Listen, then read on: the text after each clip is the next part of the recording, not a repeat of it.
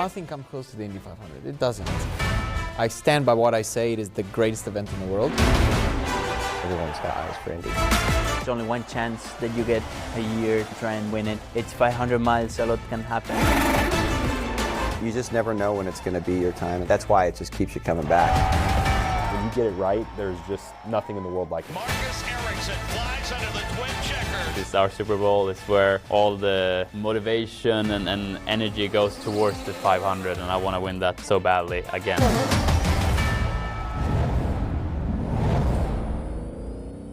Wants to win, but in 100 days, just one will be able to call themselves the champion of the 109th running of the Indy 500.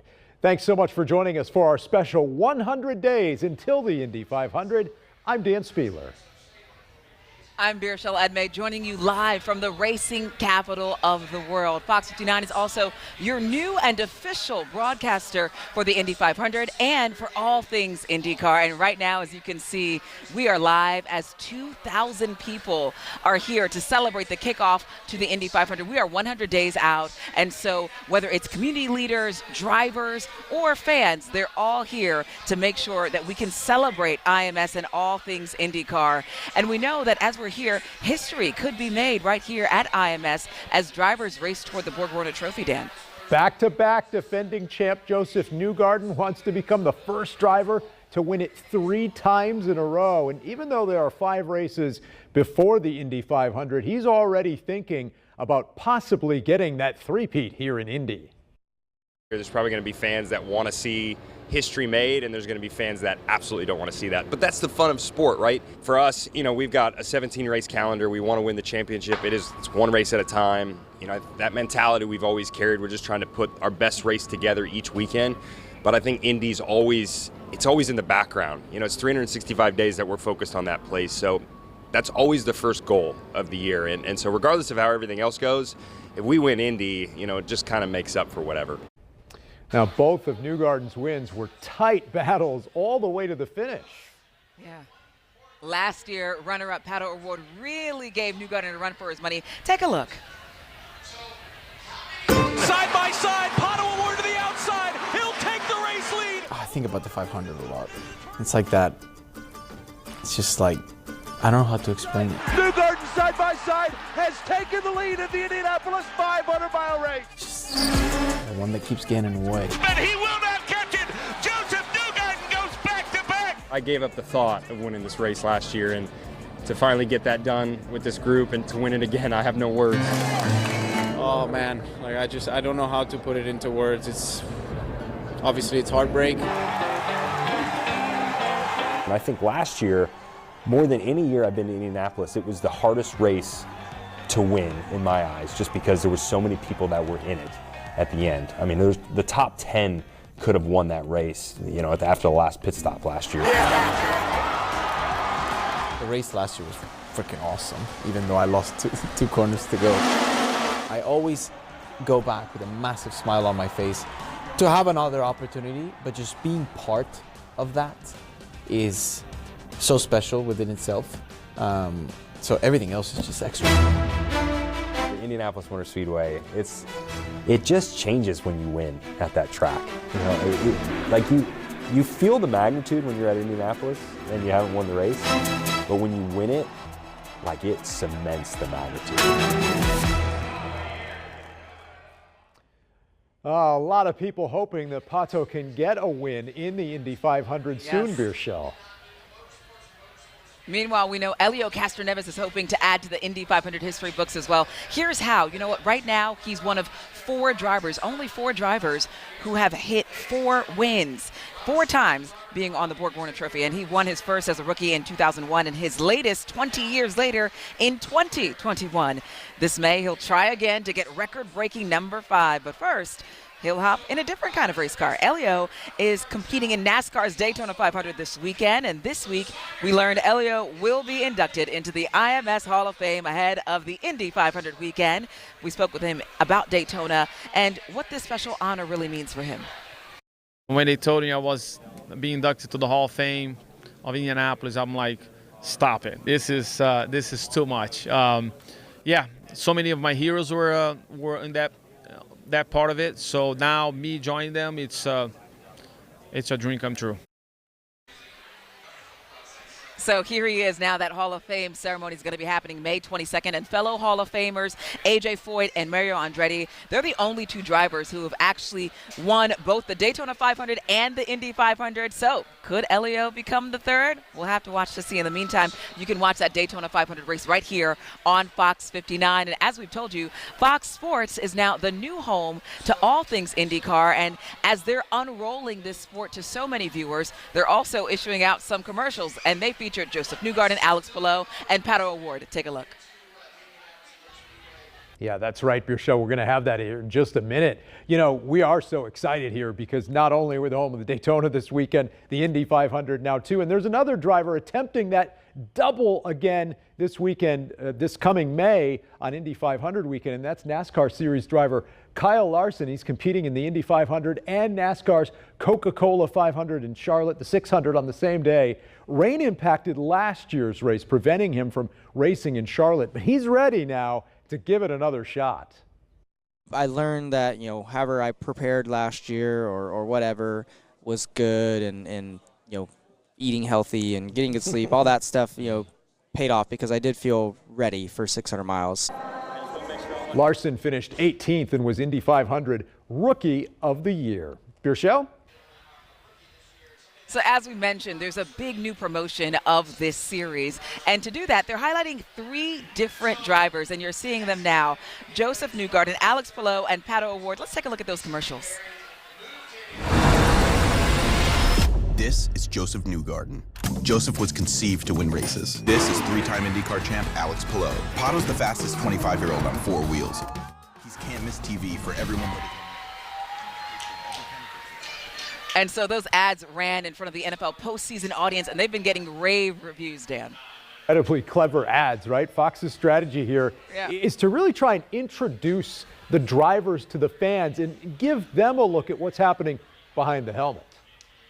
The audience connection with the driver is the most important thing. You can have all the elements of speed and excitement, but you've got to have someone to root for in the race. Fox is about events, but we're about the athletes, right? And they're superstars, they're mega stars, and we want to bring that to the fans. And so Fox's IndyCar broadcast team will include longtime Formula One broadcaster Will Buxton and former IndyCar drivers Townsend Bell and James Hinchcliffe. Hinch, as you know, is a fan favorite here, and he was a driver, 2016 Indy 500 pole sitter. So a lot of people often rooting for him in any venture that he does. Yeah, no doubt. Our Alexa Ross spoke with him about the new partnership between the IndyCar Series and Fox Sports.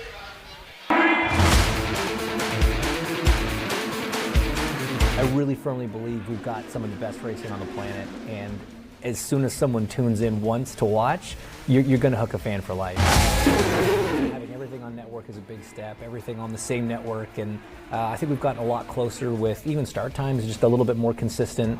It just makes it easier for the viewer at home to not have to overthink, hey, it's Sunday, it's around this time, I'm going to put on Fox because I know IndyCar is going to be there, and that's exactly what we need.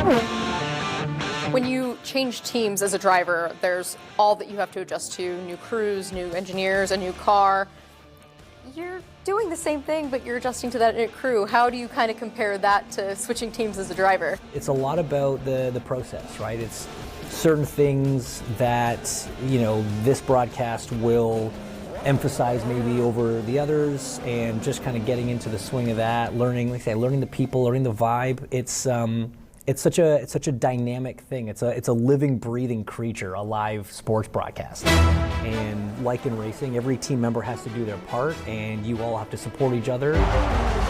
As you look ahead to this season, what are you the most excited about to be in the Fox Sports booth? It's hard to not be excited about the Indy 500, you know, and Fox has such a great reputation for doing big events well, and you know, obviously we've got the Super Bowl this year, so they've got a lot of experience in it, just even in the calendar year between Super Bowl and Daytona 500 and then the Indy 500. So to be kind of the third in the row of that trifecta of big events is going to be really exciting, and seeing how we blow it up, the pre-race show plans, a lot of stuff in the works that I'm really, really excited to be a part of.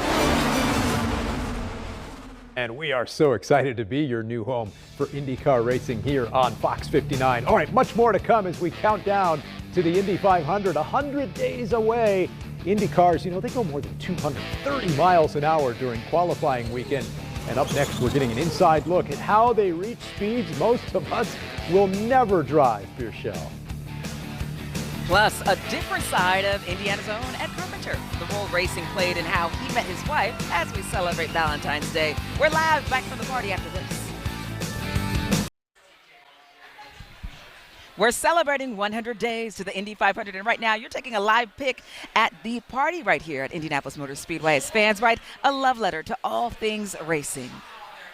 Drivers could make Indy 500 history this year, even before the race starts. Team Penske's Scott McLaughlin set the record for the fastest pole speed last year. He averaged 234.22 miles per hour in qualifying. It's the third time in the last 3 years the pole speed record has been broken. McLaughlin finished the race 6th, but he's ready to try and run up front again this year. I would like to peak on the right Sunday this year. So yeah, it was great to get the pole. It was awesome, but yeah, look, I would never take it for granted. But certainly the taste of milk is getting closer. Knowing now what it's like to run up the front a little bit more and understanding that process, that just gives me a lot more confidence sort of heading into this May that I know what to expect a bit more. The average speed of last year's Indy 500 was more than 167 miles per hour during the race. That's the 11th fastest overall. And it takes an entire team, Pierschel, to get these cars ready for race day. And our Chris Woodlick is showing us how they make those cars go so fast on the track.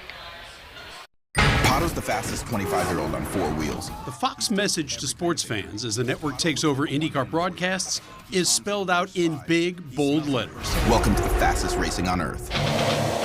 Watch for the speed. The first time you drive an IndyCar blows your mind. It's the closest to the fastest race in the world. You'll never see a race car go as fast as at the Indy 500. So how do Indy cars go so fast? Chris Lawrence, a race engineer with Arrow McLaren, says the speed starts with the design of the car. We're an open wheel series, so unlike some of the other racing series that have, a bigger car, covered wheels, things like that, our cars are very, very light. They're very low to the ground, and they're designed to go as fast as possible. The engine obviously makes an IndyCar go, but every part of the car has an impact. Sometimes the speed differences are coming from the other parts of the car, like aerodynamic drag, or other mechanical components like uprights and gearbox and all the other things that might slow the car down if they're not as efficient as they can be. Lawrence adds that tire pressure and temperature, shock settings, and the steering wheel are also critical. Especially at the Indianapolis 500, the fastest race on the schedule, where drivers stay flat the entire way around the famed 2.5-mile oval. Generally, we're faster on the front straight than the back straight.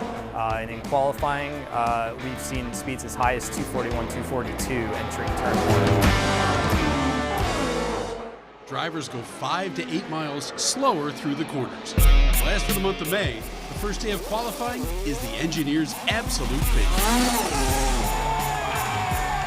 In some sense, it feels like you're launching a rocket. Every little detail, process, and plan has to be perfect. And then you execute that plan, and you hope that you're quick enough. And the addition of the hybrid component will make qualifying even more interesting this year. At the Arrow McLaren Race Shop, I'm Chris Woodlick. Next on 100 Days to the Indy 500, how did you meet? We'll show you how Indiana's own Ed Carpenter's love story started right here at IMS.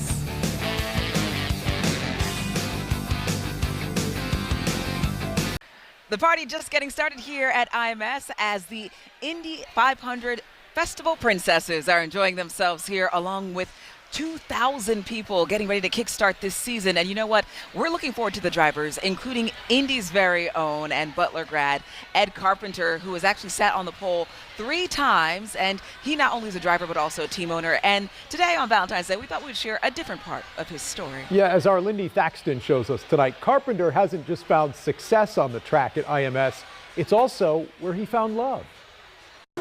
Some stories unfold at breakneck speed, and for Ed and Heather Carpenter, their relationship was no exception. Ed started his bold off-track moves with a request for the new infield nurse. Could she get him some Flonase? And as you can see, 20 years later, his smooth, simple ask turned into a lifelong partnership. Their 3 kids, McKenna, Ryder, and Cruz, athletes in their own right. Travel all over the country, following them, just like we do Ed. Now back to the Flonase. Ed, driving Indy Lights at the time, was to meet Heather in the track gym for the bottle. We'll let them tell you what happens next. So I went down there, she had Flonase for me, which was great, she didn't forget.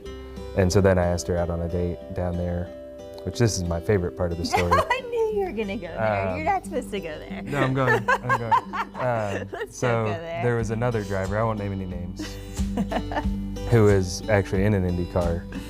And he was down there working out too. And I didn't know this at the time, but she told me later she was supposed to be going on a date with him that night. And I asked her on a date, she accepted. I leave, she goes over to the other guy, cancels. And then we went to El Rodeo there in Speedway. No, that was second night. We went to Rick's Boatyard. El Rodeo was second date, which that other guy was in there that night. So it was classic. His favorite win to date. There is one other classic story from that time. In January, I gave him his physical, and we do have different versions of that physical. He'll say it was one thing, it was the neuro test. So I was impressed that he had a college degree and was one of the only drivers to have that. And so yeah, it's different versions of that physical, but it was actually the neuro test. What was your version? I always told everyone it was the cough test, but. And it wasn't long before their story moved from the infield to the wedding aisle. And as for Ed's allergy problem? So could you tell, did he actually need Flonase? He did not need Flonase. I think I did. I don't know. Has he ever used it since? I don't know about that. That is a lie. Great story, Lindy. Thank you so much. Hey, Pro Football Hall of Famer Michael Strahan will be leading the field to green in May. Tonight, what he thinks has helped him prepare to drive the pace car when 100 days to the Indy 500 continues here on Fox 59 after this.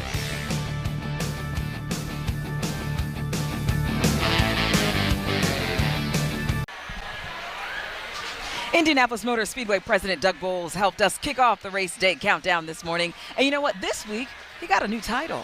We're telling him congratulations because he is now also the president of IndyCar as well as IMS. Our Eric Graves takes a look at how Bowles got here. This young fan, pictured here with racing legend A.J. Foyt, went to his first Indianapolis 500 when he was 10. I can't think of a time in my life where racing wasn't the thing I thought about the most. J. Douglas Bowles, now president of both IndyCar and the Indianapolis Motor Speedway, says his love for the sport started with his dad. My dad traveled the circuit in the 60s, so I grew up in a house where all we talked about was IndyCar racing and IU basketball. In 1997, Bowles became a founding partner in Panther Racing, going on the road as a team owner and COO. It's just really been what I've always wanted to do kind of my whole life, is be around the sport. His official journey at the Indianapolis Motor Speedway began in 2010 as the VP of Communications. 3 years later, he became its president. I can't believe that I actually get to work for such an iconic institution. Bowles' tenure as IMS president has included the first ever full capacity crowd for the 100th running of the Indianapolis 500 in 2016.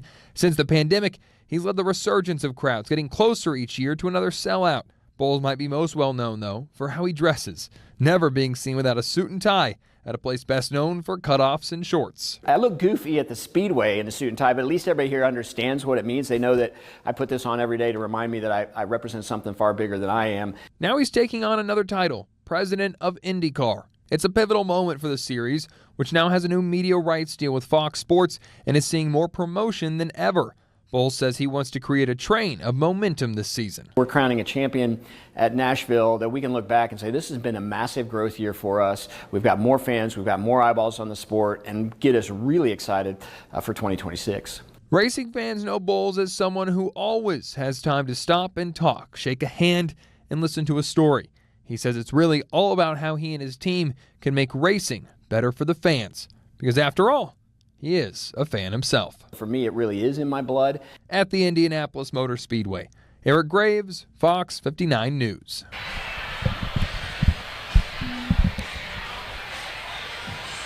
All right, and Bulls here tells us that ticket sales are actually doing really well ahead of schedule of what we saw in years past. So we're excited to see what that could mean for possibly airing the race right here on air. Oh, wouldn't that be awesome? Without a delay. That's right. We're hoping for that, no doubt. Meantime, we already know that one of our colleagues at Fox Sports, Pro Football Hall of Famer, Fox Sports analyst Michael Strahan will be the one driving the pace car in May. Our Chris Hagan caught up with him at the Super Bowl and asked him how he's getting ready to go more than 100 miles an hour at IMS.